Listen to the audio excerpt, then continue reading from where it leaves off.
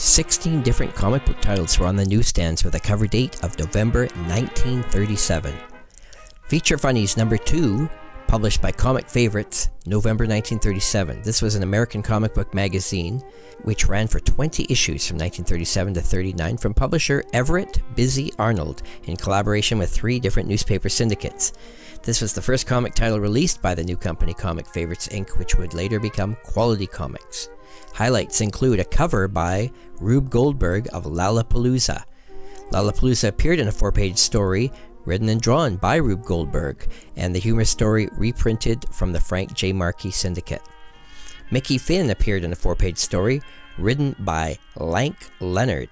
The humor character story featured the characters Mickey Finn and Uncle Phil and was reprinted from the McNaught Syndicate. The Hawk appeared in a 7-page story written by George E. Brenner in this detective mystery featuring the characters The Hawk and Deputy Inspector Pat Doyle.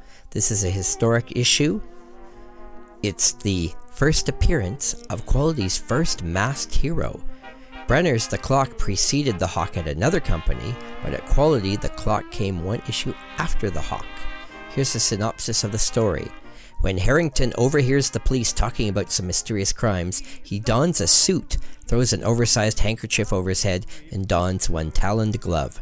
As the Hawk, he captures the man who had beat and robbed Old Moore at the charity donation to the city orphanage, then takes him back to his lair, where his allies deliver the crook into police custody while the Hawk taunts Doyle with a letter.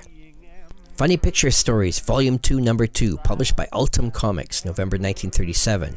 The series, originally published by Comics Magazine, was now published by Ultem Comics. The cover art is by Bob Wood. Some of the highlight stories include a whole bunch of strips drawn by Paul Gustafson, Out on the Farm, Ma and Pa, Cheerio Minstrels, High Pressure Preston, Nothing But the Truth, The Firehouse Gang, Spider Legs, Our Pup, and Look Mom. Some of these he signed under the alias PG, which is his initials.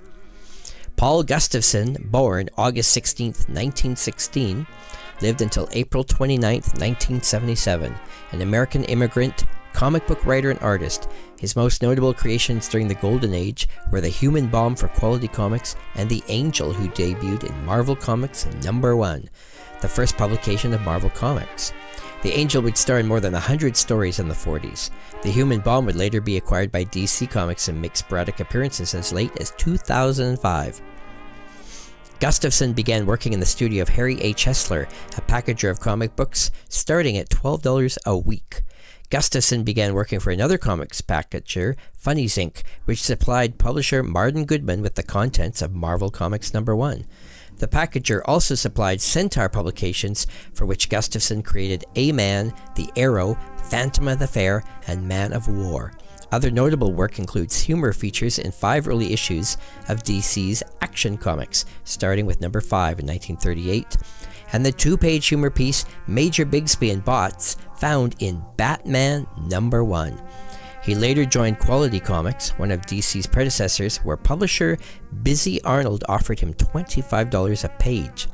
There, Gustafson created The Human Bomb, premiering in Police Comics number 1 in 1941. He wrote and drew the feature through September 1946.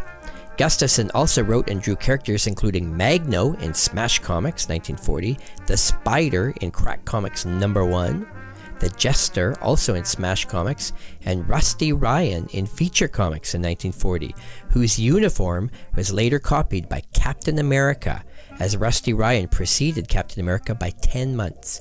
Gustafson, whose delicate fine-line art resembled that of fellow cartoonist Lou Fine, he also worked on Black Hawk, Kid Eternity, Uncle Sam, and other characters.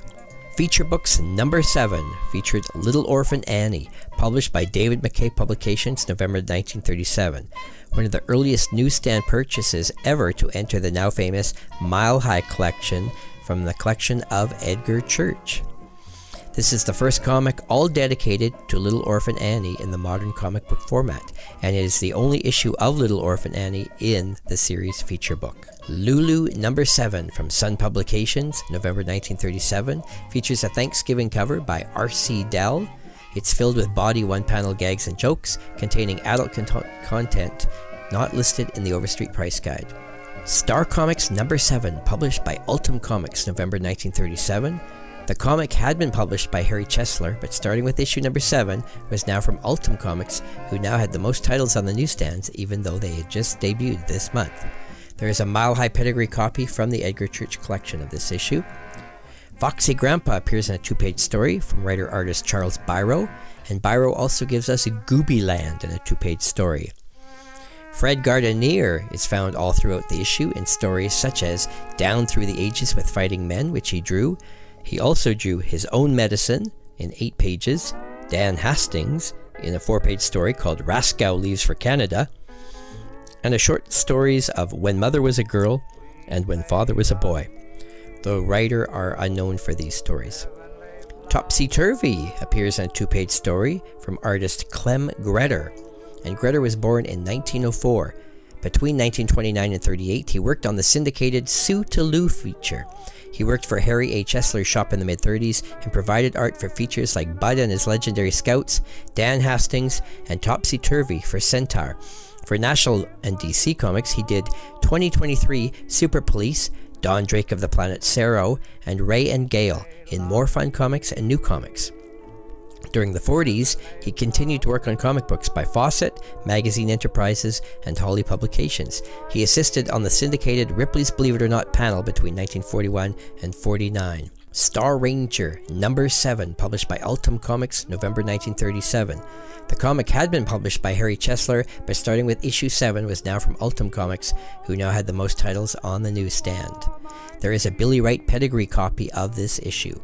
Cowboy Jake is found on the cover, drawn by Fred Schwab in this humor Western Frontier cover, which also features characters from Jess Foulin. The Little Papoose is a 1-page story from writer-artist Fred Gardenier, who also gives us Lion Lou in a 2-page story.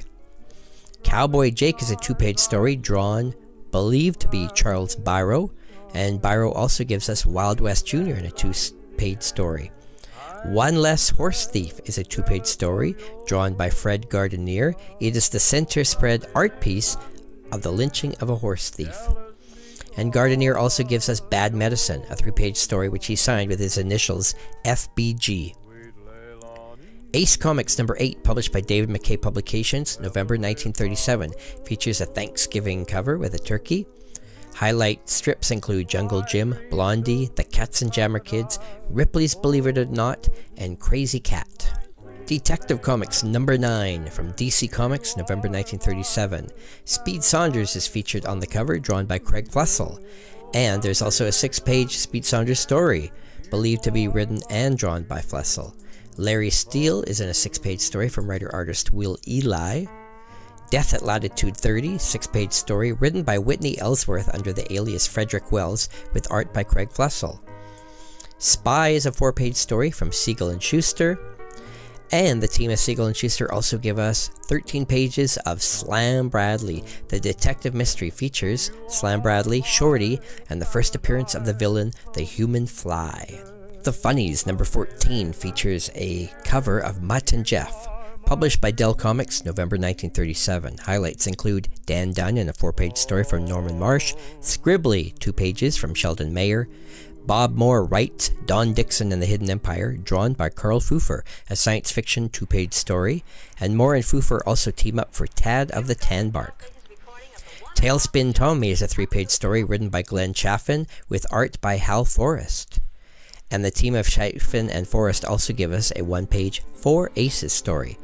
Salesman Sam is featured in a 1-page story from writer-artist George Swanson. Swanson, born 1897, lived until 1981. He was the artist on the Flop Family Strip, a comic about an all-American family, distributed by King Features Syndicate from August 1943. The series started as a weekly page under the name Dad's Family. Swanson drew the series for 40 years until his death in 1981. Swanson also drew Salesman Sam from 1920 to 27, High Pressure Pete, 1927 to 37, Officer 6 and 7/8, and Elza Poppin. Tip Top Comics number 19, published by United Features Syndicate, November 1937, the only ongoing comic series from United Features, and Tip Top Comics would run for over 25 years, And the main attraction of the first 60 issues was Hal Foster's Tarzan. Also Al Cap's Lil Abner. The Captain and the Kids and Jim Hardy are also featured on the cover. There is a mile-high pedigree copy of this comic from the Edgar Church collection. King Comics number 20, published by David McKay Publications, November 1937, features a Joe Musial football cover featuring Popeye with a can of spinach in sight. There is a mile-high pedigree copy of this book from the Edgar Church collection. New Adventure Comics number 21 from DC Comics, November 1937. It is Volume 2, number 9. There is a mile-high pedigree copy from the Edgar Church collection. The cover art is by Craig Flessel, featuring kids making a Tarzan movie. Federal Man appears in a 4-page story from Siegel and Schuster. The detective mystery features Junior Federal Man, and therefore Steve Carson does not appear in this particular story. Dale Daring is in a 2-page story from writer-artist Will Eli, and Eli also gives us Nadir, Master of Magic, in a 4-page story. Winfield is featured in his only appearance in this 1-page strip from artist Gil Fox. Popular Comics number 22, published by Dell Comics, November 1937, features Don Winslow of the Navy, Skippy, Harold Teen, and Gasoline Alley on the cover. Skippy is featured in 4 different strips. Dick Tracy appears in a 3-page story from Chester Gould. Little Orphan Annie is in a 4-page story from Harold Gray, and this is the same month that feature book number 7 from David McKay Publishing featured an all Little Orphan Annie issue. Terry and the Pirates is featured in a 2-page story from Milton Caniff. Don Winslow of the Navy is found in a 2-page story from writer Lieutenant Commander F. Frank V. Martinek, USNR, with art by Leon Baroth. Mickey Mouse Magazine number 26, which is Volume 3, number 2, published by Western Publishing, November 1937, features a Big Bad Wolf early Halloween cover and features different comic strips and stories inside, such as Mickey Mouse. More Fun Comics number 26 from DC Comics, November 1937, features a Thanksgiving cover of a kid in Turkey from Vincent Sullivan. There is a mile-high pedigree copy of this book from the Edgar Church collection. Sandra of the Secret Service appears in a 3-page story from artist Will Eli in the detective mystery, Writer Unknown. Dr. Occult appears in a 4-page story from Siegel and Schuster. Craig Flessel draws a bunch of stories, but the writers are unknown on Pep Morgan, Hanko the Cowhand, and Bradley Boys. Jack Woods appears in a 4-page story from artist Will Eli, writer unknown. Famous Funnies in number 40, the first modern comic to ever reach a 40th issue, and therefore the longest running modern comic so far, published by Eastern Color, November 1937. Cover art by Victor Pazmino. There is a Lost Valley pedigree copy of this issue. Highlights include Buck Rogers in a 4-page story from writer Philip Francis Nolan and art by Rick Yeager under the alias Dick Calkins. War on Crime returns in a 4-page story from writer Rex Collier, art possibly by Kemp Sterrett. This is the first modern crime genre story. Dot and Dan in Santaland is a 3-page story from writer Robert Pilgrim, and the children's story features Santa Claus. Copyright The Bell Syndicate. S.M. Iger gives us Queenie in a 1-page story under the alias Bob Bliss. Life's Like That is a 1-page cartoon from writer-artist Fred Neyer. And Neyer, born 1903, lived until 2001, an American cartoonist best known for his syndicated gag panel Life's Like That, which offered a humorous look at human nature, which was published for more than 5 decades. From 1930 to 34, he freelanced to magazines in 40 markets, including Punch, the English magazine. He was the first American to sell to Punch in over 20 years. Neyer drew Goofy movies for 5 years, along with gag cartoons for 42 magazines, including Collier's and The New Yorker, when the Bell Syndicate launched Life's Like That on October 1st, 1934, running until 1941.